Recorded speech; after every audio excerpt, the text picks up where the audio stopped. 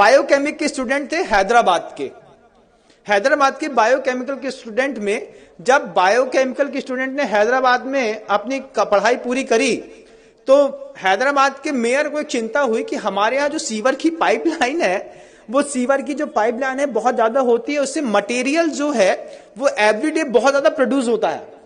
तो मटेरियल को डिसॉल्व करने के लिए उनके पास कोई स्पॉट या कोई चीज दिखाई नहीं दे रही थी। आप क्या सोचते हैं कोई क्या कर सकता है? जब ये क्वेश्चन मेयर के दिमाग में खड़ा हुआ कि जो मतलब मैन का बायो प्रोडक्ट है, जो भी मल वगैरह निष्कासित होता है, तो सीवर कनेक्टेड कर दिया, सबके यहाँ के सेप्टिक टैंक हैदराबाद में अलग कर दिए। अब कनेक्टिविटी बना करके सीवर की पाइपलाइन से पूरे हैदराबाद का जो मल है वो एक जगह पर स्टोर होता था। तो उसको खत्म करने के लिए क्या दिमाग कोई चलाएगा? तो बायोकेमिकल के स्टूडेंट ने उसमें लिक्विड क्लोरीन डाल करके उस पीले को व्हाइट कर दिया, और पीले को व्हाइट करने के बाद उसमें से उसकी स्मेल गायब कर दी। क्लोरीन NaCl, आपने अगर नमक का सूत्र सुना हो तो बंधुओं, मतलब सोडियम अलग होता है, क्लोराइड अलग होती है, NaCl2 ये उसका रासायनिक फॉर्म है।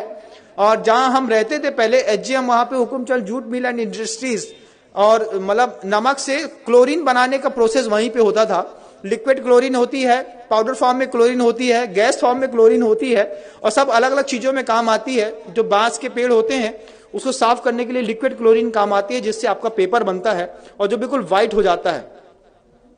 तो वो बायोकेमिकल के जो स्टूडेंट हैं, वो बायोकेमिकल के स्टूडेंट ने पूरे के पूरे जो मल हैदराबाद के बाहर इकट्ठा होता था उसमें क्लोरीन को डाल करके मिक्सअप करके पीले से व्हाइट कर दिया। फिर जो वो पूरा एक पेस्ट के रूप में था उसको ड्रायर में डाल करके सुखा दिया, उसका पाउडर फार्मिंग कर दी। और सबसे बड़ी बात तो ये है कि कानपुर की गुटखा फैक्ट्रियों में बेच करके बड़ी बड़ी कंपनियों के गुटकों में पैक होकर के वो मल लोगों को पाउच में अंदर तक खिला दिया। ये ज्ञान के दुरुपयोग का युग है बंधुओं। आपको आश्चर्य होगा, लगता है ना कि हम जिस कंपनी का गुटखा खाते हैं ये तो बहुत फ्रेश है और बढ़िया है। जब आपको पता चले कि बायोकेमिक के स्टूडेंट की इतनी बड़ी करामात है कि उसने पूरे के पूरे मानव के बायो प्रोडक्ट को क्लोरीन डाल करके उसकी स्मेल हटा करके और उसको गुटके में मिला करके उसमें फ्रेग्रेंस मिला दिया। फ्रेग्रेंस का कारोबार कितना बड़ा है कभी आप सोच भी नहीं सकते, कुछ नहीं सोच सकते। और आपको तो खुलते ही साथ ही खुशबू आती है, एक तेज स्मेल। आप किसी भी कंपनी के गुटके को 5 मिनट के लिए एक पानी में डाल दीजिए, थोड़ी देर उसको हाथ से मसल के देखिए, फिर आपको पता चलेगा, जब इसकी स्मेल हट जाएगी फिर उसको खा के देखिए, तब पता चलेगा कि हम अपने मुंह में क्या खाते हैं। उसमें चूना और कांच दोनों मिलाया जाता है कि कांच से बारीक कांच का पाउडर रहता है जिससे आपकी जबान थोड़ी सी कटती है, और चूना उसके ऊपर लगता है तो आपको थोड़ी सरसराहट सी होती है। इसके चक्कर में आप बार बार माउथ फ्रेशनर के रूप में ऐसे पाउच के प्रोडक्ट खाते हैं। बायोकेमिक के स्टूडेंट ने पूरा का पूरा मानव मल उठा करके पाउचों में पैक करके कानपुर की गुटखा फैक्ट्रियों में जाकर के एक बार ऑब्जर्वेशन तो करिए बंधुओं, तब समझ में आएगा ये गुटखा खाने वाले लोग सुबह सुबह मानव का मल खा करके अपनी जिंदगी की शुरुआत करते हैं।